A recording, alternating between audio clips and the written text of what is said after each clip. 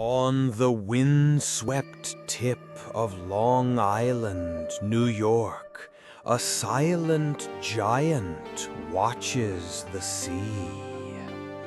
This is Camp Hero, a decommissioned Air Force station. Officially, it's a relic of the Cold War, but according to a persistent and terrifying legend, this was the site of something far more sinister. A place where the laws of physics were not just broken, but rewritten by force. A place known only as the Montauk Project. To understand Montauk, we must travel back to 1943, to the legend of the Philadelphia experiment. The U.S. Navy allegedly tried to make a warship, the USS Eldridge, invisible to enemy radar. But the story claims the experiment went horribly wrong, teleporting the ship through time and space, driving its crew to madness. The survivors and the forbidden science didn't just disappear. The theory states they were moved to Montauk to finish what they started. The goal at Montauk was allegedly far more ambitious than simple invisibility. It was the ultimate frontier of warfare, the manipulation of consciousness itself. Could they weaponize human thought? Could they build a bridge to other times, other dimensions, using nothing more than electromagnetic frequencies and the untapped power of the human psyche? This was science unbound by ethics, driven by the darkest curiosities of the Cold War intelligence apparatus. This entire saga exploded into public consciousness through the works of authors like Preston Nichols and Peter Moon. Nichols, who claimed to be a former technician with repressed memories of the project, co-wrote a series of books in the 1990s. These weren't just theories, they were presented as first-hand accounts, weaving a narrative so detailed and bizarre that it captivated the imaginations of a generation hungry for hidden truths. The genius of the Montauk legend lies in how it grafts science fiction onto a bedrock of reality. They took the very real abandoned Camp Hero, with its intimidating radar and secret underground bunkers, and populated it with stories of psychic spies, alien technology, and time-bending machinery. This fusion of the known and the unbelievable is what makes the story so difficult to dismiss. Where does the real history end and the fantastic tale begin? What started in niche bookstores soon began to propagate, spreading like a signal from the old radar dish itself. Through late-night radio shows, early internet forums, and word of mouth, the Montauk Project became a cornerstone of modern conspiracy lore. It was a perfect storm of government mistrust, Cold War paranoia, and a fascination with the paranormal. The story was no longer just a story. It had become a belief system for some. At the dark heart of the Montauk allegations is the claim that its primary test subjects were children, runaways, and abductees, referred to as the Montauk Boys. Their young, developing minds were allegedly seen as more pliable, more psychically potent. They were supposedly subjected to intense psychological trauma and electromagnetic bombardment to awaken latent psychic abilities. It's a claim so monstrous, it's almost impossible to contemplate, yet it remains central to the entire narrative. The goal of this trauma was not just cruelty, but function. The theory states that by systematically breaking down a subject's personality, a psychic driver could be created. This individual could then be plugged into the machinery at Montauk, their consciousness amplified and aimed like a weapon. They could allegedly see through the eyes of others, influence thoughts from a distance, or even manifest objects out of thin air. They were the engine of the entire project. The nexus of these experiments was a device known as the Montauk Chair. Based on purported alien technology and designs from the Philadelphia experiment, this chair was the interface between mind and machine. A psychic seated in the chair could allegedly have their thoughts amplified and translated into tangible reality. It could bend space, manipulate matter, and, most importantly, open a gateway through time itself. The chair was the key to everything. And what did they do with this power? They opened a door. The books describe the creation of a stable time tunnel, a vortex in the subterranean levels of Camp Hero. Initial experiments were small, viewing the past, peeking into the future. But soon, they were sending personnel through. The tunnel was said to be unstable, a disorienting spiral of light and shadow, with doorways leading to any point in history, or even to other worlds. The story goes that on August 12, 1983, exactly 40 years to the day after the Philadelphia experiment, the project reached its disastrous climax. During one experiment, the psychic in the chair was instructed to manifest a creature from his subconscious.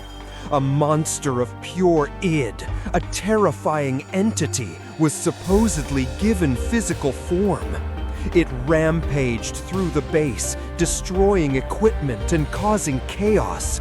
The project had finally gone too far. Faced with an uncontrollable monster from another dimension, the personnel panicked. The legend claims someone ran to the transmitter and cut the power, severing the link to the psychic and causing the creature to dematerialize. In the aftermath, the decision was made to shut down the project permanently. The lower levels of the base were sealed, some say with the equipment still inside, and the personnel were brainwashed, their memories erased or buried deep. So, is there any truth to this tale? Let's look at what we know for sure. Camp Hero was a real and very important military installation.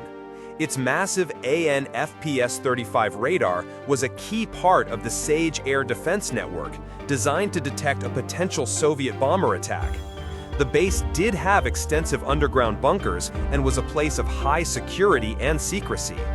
The foundation of the legend, at least, is built on solid historical ground. The primary evidence for the conspiracy comes from the testimonies of men like Preston Nichols and another alleged survivor, Al Bielek. They provided incredibly detailed accounts of the experiments, the technology, and the people involved. These testimonies, often delivered in hypnotic regression sessions or interviews, form the entire basis of the Montauk Project narrative.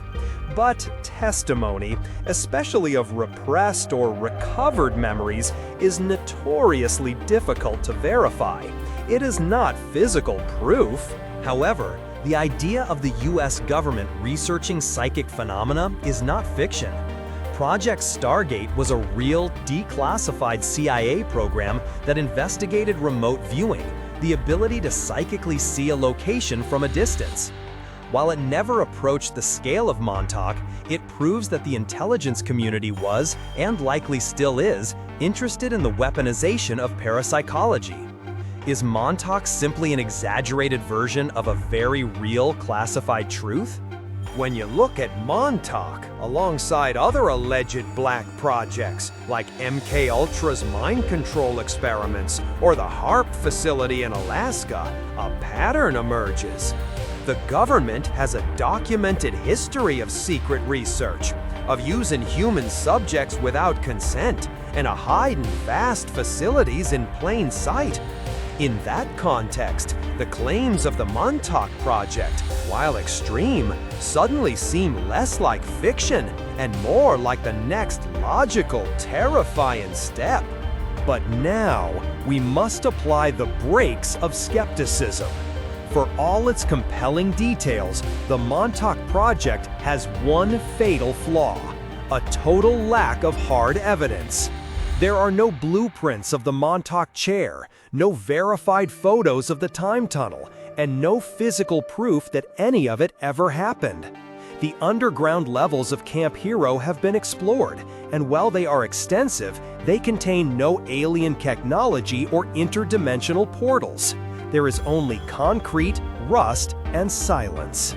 Even more damning, the authors of the original books have, at times, blurred the line between fact and fiction themselves. Preston Nichols once stated in an interview that he was given a story, and that the books were written to be a therapeutic tool. This suggests the narrative may be more of an allegory or a piece of fiction designed to process trauma, rather than a literal account of historical events. It's a key detail often lost in the telling. Psychologists also point to the concept of false memory syndrome. Trauma, combined with hypnotic regression and the power of suggestion from interviewers, can create vivid, detailed, and entirely false memories. It's possible these survivors of Montauk genuinely believe their stories, but that these memories are not of real events, but are constructs, artifacts of a different kind of psychological phenomenon. The mind can be a powerful and unreliable narrator. Fact or fiction, the legacy of the Montauk Project is undeniable. Its DNA is woven into some of the most popular stories of our time. The hit series Stranger Things was originally pitched under the title Montauk, and its plot, a secret government lab, psychic children, a gateway to a monstrous dimension, is a direct echo of the legends born from Camp Hero. The story has become modern American folklore. Why do we remain so captivated by these tales? Perhaps because they speak to our deepest fears and curiosities about the world. The fear that we are not in control, that powerful forces operate in the shadows, just beyond our comprehension. The curiosity about the unknown potentials of the human mind, and the tantalizing possibility that the universe is far stranger than we are told. These stories provide a narrative for an often chaotic world. Conclude the cultural section by focusing on a fundamental breakdown of trust. After decades of confirmed conspiracies, from MKUltra to COINTELPRO, the public has learned that governments are capable of extreme secrecy and unethical experimentation. This deep-seated skepticism creates fertile ground for even the wildest of stories to take root. When authorities operate in darkness, the imagination will always rush to fill the void with monsters. So the question remains: did the project ever truly end? Perhaps not. It may have just evolved. In an age of mass surveillance, artificial intelligence, and sophisticated data analysis, the tools for manipulating human consciousness are no longer sci-fi machines in a bunker. They are in our pockets, on our screens. A modern Montauk wouldn't need a psychic in a chair. It would just need an algorithm. Whether the Montauk Project was a real black site operation, an elaborate hoax, or a metaphor for the hidden horrors of the Cold War, its legend serves as a stark warning. It forces us to ask, what secrets are being kept from us right now? What lines are being crossed in the name of security? The truth, as they say, is out there.